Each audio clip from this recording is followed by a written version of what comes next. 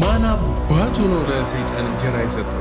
ክርፋታም ድሃ ማን አባቱ ነው ለሰይጣን እንጀራ የሰጠው? ይክርፋታም ድሃ ምንም የለው ማምላክ። ሰይጣን ደግሞ የት አባቱ ነው እንጀራ ያለው? ደግሞ መቼ የቆፈረውን መቼ የፈጠረውን እንጀራ ነው? ይቺን ቀልድ ስሙልኝ አንዴ ይቺን ቀልድ ስሙልኝ። ምን እንደሆነ አላውቅም። ጎዳና ላይ ወጥቶ ምግብ የሚያስለምን ምንም ምክንያት የለም። አዲስ አበባ ውስጥ እውነቱን ለመናገር እንደው ጎዳና ላይ የሚያስወጣ ምክንያት አዲስ አበባ ላይ በአሁኑ ሰዓት የለም። አዱዬ በእናትሽ እንዲያው በፈጠረሽ ተይኝ፣ በፈጠረሽ በቃ እየለመነሽ ነው። እንኳን ጎዳና ላይ ያሉት አይደለም እኛ የምንበላውን አተናል። ግን አታላቁብን። ኢትዮጵያ ውስጥ የሚያስለምን ነገር የለም ትሉናላችሁ እንዴ? እዚህም ይደረሳል እንዴ ያልኩበትን ነገር ደግሞ ላሳያችሁ። ኢትዮጵያ የሚለው የሀገራችን ስም እንዲለወጥ ለሀገራዊ ምክክር ኮሚሽን አጀንዳ ሆኖ ቀርቧል።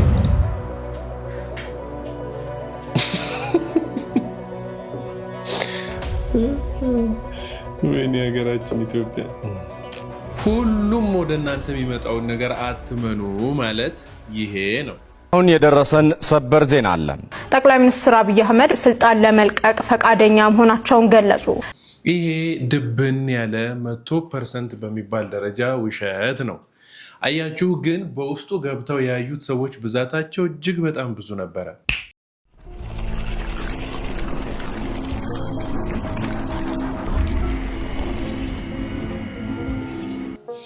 ከኮሩ አይቀር እንደው በእግዚአብሔር ሙሉ ከሆኑ አይቀር ልክ እንዲህ ነው እንጂ በእውነት ነው ምላችሁ። እኔ እጅግ በጣም ደስ ስላለኝ ነው ይህን ቪዲዮ ይዤላችሁ የመጣሁት። ዲያቆን አቤሜሌክ ነኝ። በቀጥታ ወደ ቪዲዮ ልሂድ። አባ ገብረ ኪዳንን ላሰማችሁ። ግጥም አድርጎ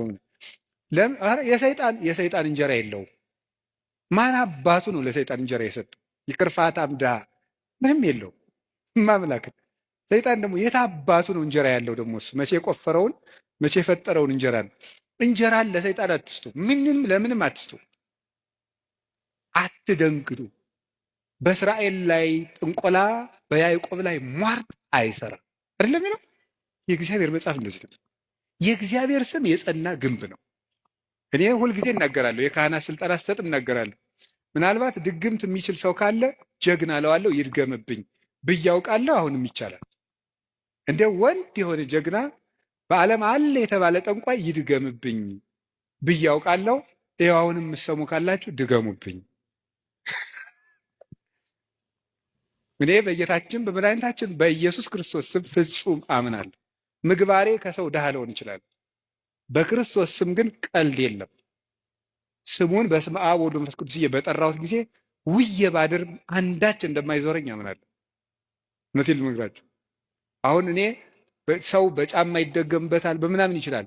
እኔ ጫማዬን ትቼው ነው የምመጣ፣ ውጭ ትቼው ነው የምገባ። መድገም ይቻላል። 4 ነጥብ። ምንም አልሆነም። እናቱ ድንግል ማርያም ለእኔ መጠጊያዬ ናት። በእናትነቷ ምንም ቢሆን ከእሷ አቅፍ እጠጋለሁ። እንደዛ ከሆነ ደግሞ ምንም ሊሆን አልችልም። ስለዚህ አባ ጊዮርጊስ የተናገረው ሁልጊዜ የምወደው ቃል አለ። ለመኮነ ሰማይ መድሄ ወምድርኒ ማይረጸ እመተጣበቁ ለሐሪጾቴ ምንተ እንከ ይረስዩኒ ለማ አንቲ ምስሌ። ሰማይ መጅ ምድር ወፍጮ ሆነው አጣብቀው ቢፈጩኝ አንቺ ከኔ ጋር ከሆንሽ ምን እሆናለሁ? መታጠቢያ ናት ይላሉ ቤተክርስቲያንን። አባ ገብረ ኪዳንን ቃለ ሕይወት ያሰማልን። እንደዚህ ያሉ ቪዲዮዎች ወደኛ ሲደርሱ በእውነት የበለጠውን እንድንጽናና፣ የበለጠውን እንድናውቅ፣ የበለጠውን እንድንማር በቃ ሙሉ እንድንሆን ያደርገናል። እና በእውነት በጣም ደስ ስላለኝ ነው ይሄን ቪዲዮ ያመጣሁት። በቃ ከሞሉ አይቀር እዚህ ድረስ ቲፍ ነው እንጂ አሁን እንኳ አባ ገብረ ኪዳንን በስራዬ ነው ምናምን ነገር ብለዋል የምትሉ ሰዎች አጠፉም። በስራዬ ነው አላሉም። ግን በቃ እኔ እግዚአብሔር ባሪያ ነኝ፣ እግዚአብሔርን አምናለሁ እከተላለሁ ነው ያሉት። እና እንዲህ የሚያምኑ አምነው የሚያሳምኑ አባቶችን ስለሰጠን እግዚአብሔር ይመስገን። በጣም ሰሞኑን የሆነች ትንሽዬ ቀልድ ስትዘዋወር ነበር እና በዛችብኝ። በቃ ደጋግማ ሳያት ይችን ቀልድ መስማት በጣም ቀልደኞች ግን በጣም ደስ ይላሉ። ላሰማችሁ። ምን እንደሆነ አላቅም። ጎዳና ላይ ወጥቶ ምግብ የሚያስለምን ምንም ምክንያት የለም። አዲስ አበባ ውስጥ እውነቱን ለመናገር እንደው ጎዳና ላይ የሚያስወጣ ምክንያት አዲስ አበባ ላይ በአሁኑ ሰዓት የለም። ከነኚህ ምገባ ማዕከላቶች ውስጥ ወደ አንዱ ጎራ ብሎ ትኩስ ንጹህ ምግብ፣ የተመጣጠነ ምግብ መመገብ የሚቻልበት ከተማ ሆኗል። ደግሞ ምግብ ለዕለት ጉርሳቸው የሌላቸው ወገኖቻችንም ቤታቸው ነው፣ ማረፊያቸው ነው። ርቧቸው መጥተው ምግብ የሚበሉበት ብቻ ሳይሆን አረፍ ብለው እርስ በርሳቸው ሰዓት ወስደው ተወያይተው የሚሄዱበት ቤታቸው ነው። ስለዚህ በየጎዳናው ለዕለት ጉርስ ለሚለምኑ ወገኖቻችን ሁሉ ድጋሚ መልእክት ማስተላለፍ እወዳለሁ። በከተማችሁ ውስጥ እነኚህ የተገነቡት ምገባ ማዕከላቶች የእናንተ ናቸው። ንጹህ ምግብ፣ ደረጃውን የጠበቀ ምግብ በክብር እጃችሁን ታጥባችሁ በንጽህና መታችሁ እዚህ መመገብ ትችላላችሁ እና ተጠቀሙበት ማለት እወዳለሁ። ቋሚ ገቢ ያለው ሰው ብቻ እንጂ ከዛ ውጪ ሆኖ የሚያስፈልገው ሰው ከየት እንዴት መጣ ሊለው የሚችል ማንም የለም። እንደዚህ አይነት አሰራርም የለንም። አዱዬ በእናትሽ እንዲያው በፈጠረሽ ተይኝ፣ በፈጠረሽ በቃ እየለመንሽ ነው። እንኳን ጎዳና ላይ ያሉት አይደለም እኛ የምንበላውን አተናል። ይኸውላችሁ አንድ አቬሬጅ ማስተርስ ያለው ልጅ ደሞዙ 18000 ብር ነው። 18000 ብር 16000 ብር የቤት ኪራይ ይከፍላል። ከወር የምትተርፈው 2000 ብር ነች። 1 ሊትር ዘይት 400 እና 500 ብር ነው የሚሸጠው። ጤፍ ስንት እንደሚሸጥ እንቁላል ምናምን ብዬ ያልዘረዘርላችሁ። 1 ሊትር ውሃ 70 ብር ነው የምትሸጠው። እና ተውን እስቲ በቃ ማለት እኛ በተአምር እየኖርን ነው። ጾም ጸሎት እያወጅንም ቢሆን እየተራብንም እየተቸገርንም እንደምንም ብለን እንዳልተቸገረ ሆነን ከዛም ከዚህም እያሟላን በቸርነቱ እየኖርን ነው። የሚያስለምን ነገር የለም ማለት ምን ማለት ነው? እኔ ሁላችሁ በድሉን፣ አስለቅሱን፣ አስርቡን፣ ዝረፉን፣ በቃ ተስፋ ሳጡን፣ ግን አትቀልዱብን ወጣችሁ በሚዲያ ላይ። እኔ ይኸውላችሁ እነዚህ መብያ ሴንተሮችን ለኔ ንገሩ፣ እኔ እየሄድኩኝ እበላለሁ። ማለት ኢትዮጵያ ውስጥ ሰርቫይቭ ማድረግ አልቻልንም። እኔ የማውቃቸው ልጆች አሁን በቀደም ለታ ለትምህርት ቤት መክፈል አቅቷቸው ልጆቻቸው ከትምህርት ቤት እንትን ብለው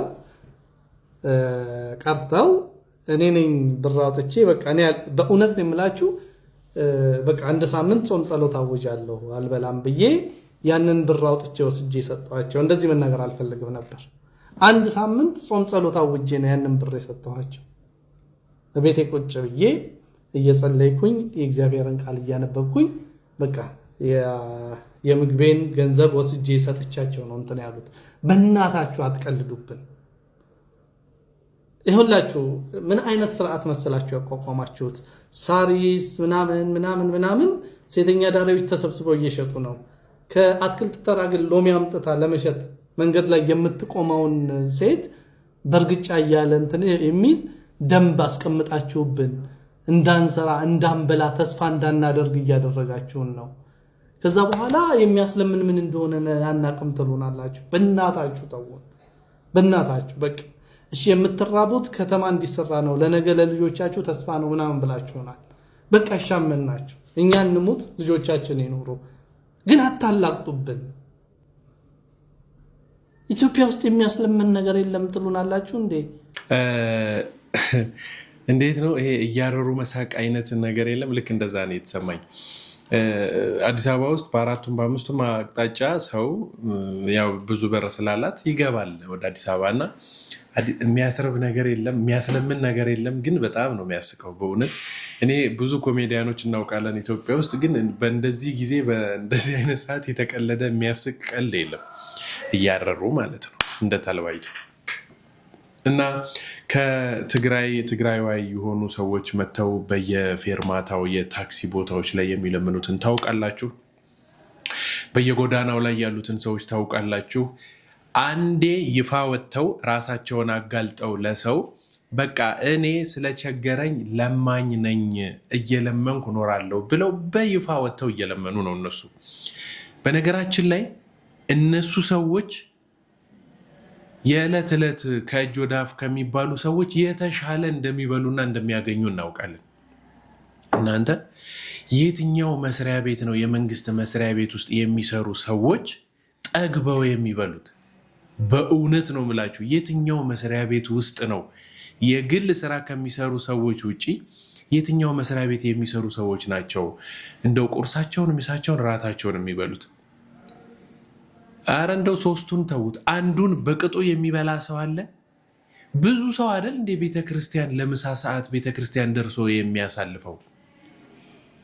እንደው በዓላት በርክቱ፣ በየሳምንት ምጡ ምንድነው ምናምን የሚል የሆነች ግጥም ነበረች። በእናታችሁ ካስታወስኳት አመጣላችኋለሁኝ። በዓላት በርክቱ ምትል በበዓል ሁላችንም ቤት እንደምንም ተደርጎ ትንሽ ነገር ይሰራ የለ። እኔ አሁን ምልላችሁ መሰላችሁ? ምርጫዎች በርክቱ፣ በየወሩ በየሳምንት ምጡ፣ በየቀኑ በየሰዓት ምጡ። በእውነት እንዲማ ከሆነ ዲያረ ምርጫ በጣም ሟየ ነው። ምርጫ በቃ አስባችሁታል? ደግሞ ሳልነግራችሁ ማላልፈው ነገር የረሳችኋትና ያሳለፋችኋት ነገር አለች። እነዚህ የምግብ ኬላዎች ቢነገሩን ቦታዎቹ ጥሩ ነው። ምክንያቱም ብዙ የተራብን ሰዎች አለን፣ እዛ ሄደን መመገብ እንፈልጋለን። በቀን አንድ ጊዜ የምንበላ ሰዎች አለን። አንዳንድ ጊዜም ደግሞ እየዘለልን በሁለት ቀን አንዴ የምንመገብ ሰዎች ስላለን ብትነግሩን፣ ሰውም ስለማይመርጥ ድሃ ምናምን እንዲህ የኔ ቢጤም ውጭ ያለ መንገድ ላይ ጎዳና ላይ ያለም ቤት ውስጥ ያለም የተራበ ምናምን ብላችሁ ስላልመረጣችሁ ጥሩ አድርጋችሁልናል። ታዲያ ያችን ክትፎ ምናምን እንቁላሏን ሳታልቅ እንድንደርስ ቦታ ብትጠቁሙን ደስ ይለኛል። ግን ይሄ የማላገጥ ጥግ ነው። ጩኸቴን ቀሙኛሉ በእናታችሁ። ወይ መድኃኔዓለም፣ የማያሰማን የለ፣ የማናየው ነገር የለ። እድሜ ይስጠን እንጂ እኮ ገና ብዙ ነገር እናያለን። በእውነት ወላዲተ አምላክ። እናንተ ብዙ ሀገራት ኢትዮጵያ ውስጥ ስማቸው በተለይ ኦሮሚያ ክልል ያሉት እንትኖች እንደተቀየሩ ታውቃላችሁ አይደለ? በጣም በቅርባችን ደብረ ዘይት ወደ ምን እንደተቀየረች ኮሜንት ላይ አስቀምጡልኝ።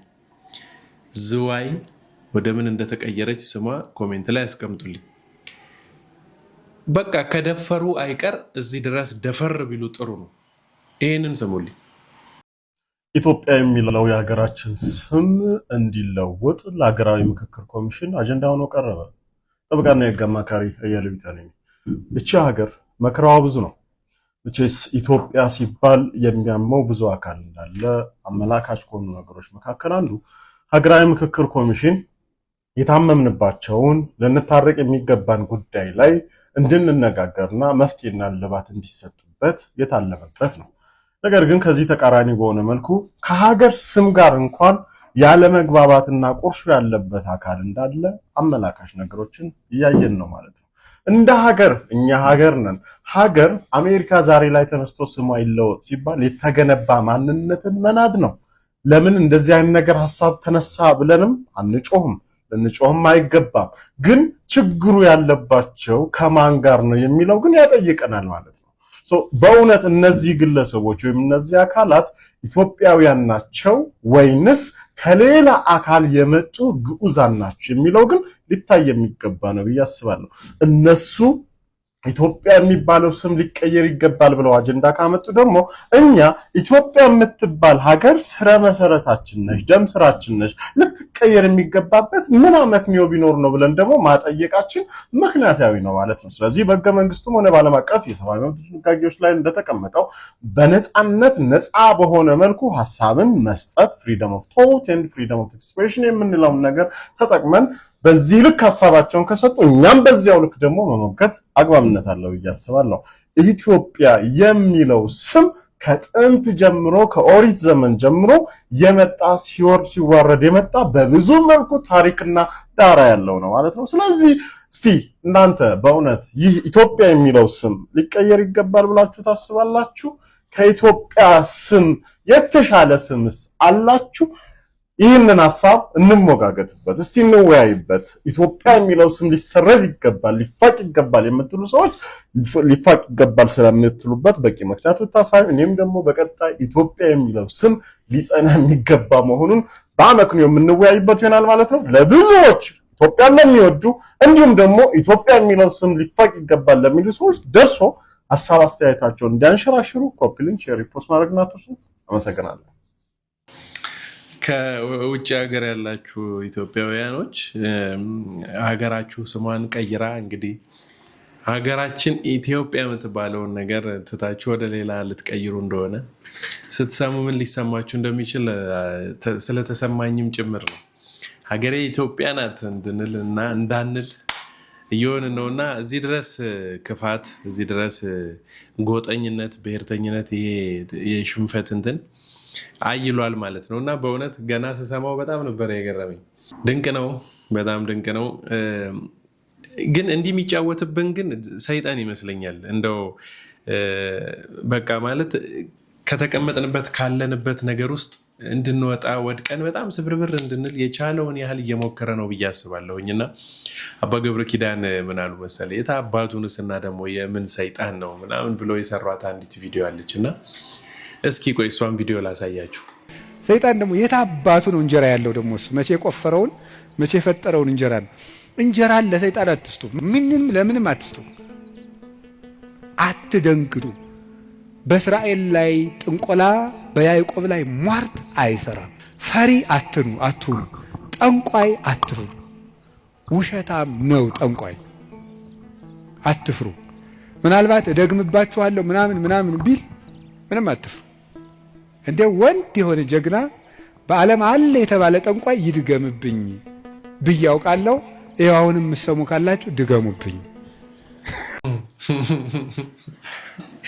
ማን አባቱ ነው እሱ እንጀራ ይሰጠዋሉ። በቃ እንዲህ ብለን ነው ማለፍ ያለብን፣ መስራት መቀየር ያለብን። ማን አባቱ ነው እሱ እኔን የሚያስቆመኝ ከስራ ከመለወጤ ከእድገቴ ከለውጤ ማን ነው እሱ የሚያስቆመኝ ብለን ነው መስራት ያለብን ብዬ አስባለሁኝ። አሁን የደረሰን ሰበር ዜና አለ። ጠቅላይ ሚኒስትር አብይ አህመድ ስልጣን ለመልቀቅ ፈቃደኛ መሆናቸውን ገለጹ። ጠቅላይ ሚኒስትር አብይ አህመድ በ39ኛው የምስራቅ አፍሪካ የልማት በየነ መንግስታት ኢጋድ ልዩ የመሪዎች ጉባኤ ላይ ለመሳተፍ የኬንያ ዋና ከተማ ናይሮቢ መግባታቸውን የጠቅላይ ሚኒስትር ጽህፈት ቤት አስታውቋል። ጸጋዬ ክፍሉ በዩቲዩብ አካውንቱ ላይ ቆንጆ አድርጎች ነገር ተንተን አድርጎ ሰርቷል። እንደውም ከቻላችሁ እሱ በደንብ አድርጎ ስለሰራው ገብታችሁ ብታዩት መልካም ነው።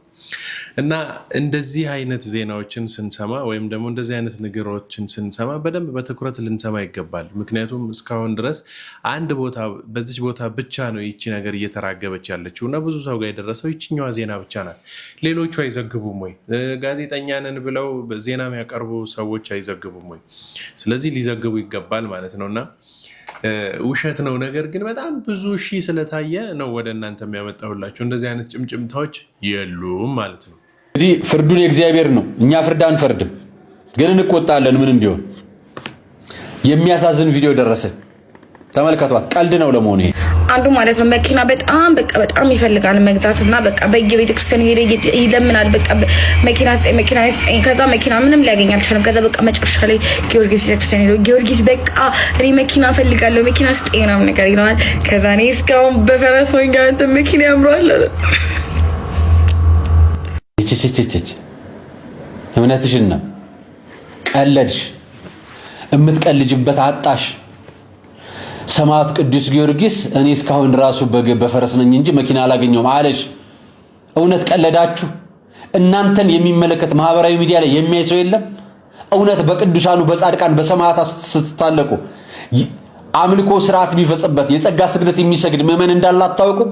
አንገትሽ ላይ ክር ባይኖር ክርስቲያን ባትሆኚ ክርስቲያን ቤተሰብ የሆኑ ወገኖች አሉሽ እኮ። የእናንተ ቅዱሳኑን መዛለፍና መሳለቅ መሳደብና መዘበት ለቅድስና ያበቃቸዋል ወይስ ለሰው ፈገግታ ይጠቅመዋል? መርቆሬዎስ ሳይሄድ ቀረ።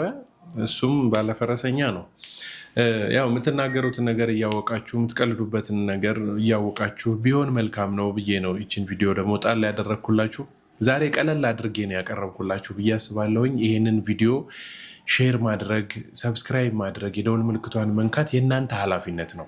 እሺ እኛ ደግሞ ኃላፊነታችን መርሃ ግብሮችን እያዘገጃጁ ወደ እናንተ የምትማሩበት የምትቀየሩበትን ቪዲዮዎች ይዘን መምጣት ነው እና እዚህ ድረስ ከሰማችሁ እኛ ይቀር ሰብስክራይብ የምትለዋን በተን እየነካችሁ እንለፍ ማለት ነው። በሌላ መርሃ ግብር ተገናኝተን ዳግም እስከምንማማር ድረስ ቸሩ እግዚአብሔር አምላካችን ሀገራችን ኢትዮጵያን ሃይማኖታችን ኦርቶዶክስ ተዋሕዶ ቤተክርስቲያንን እቅፍ ድግፍ አድርጎ ይጠብቅልን። ስብሐት ለእግዚአብሔር። ሰላም ቆዩኝ። ቻው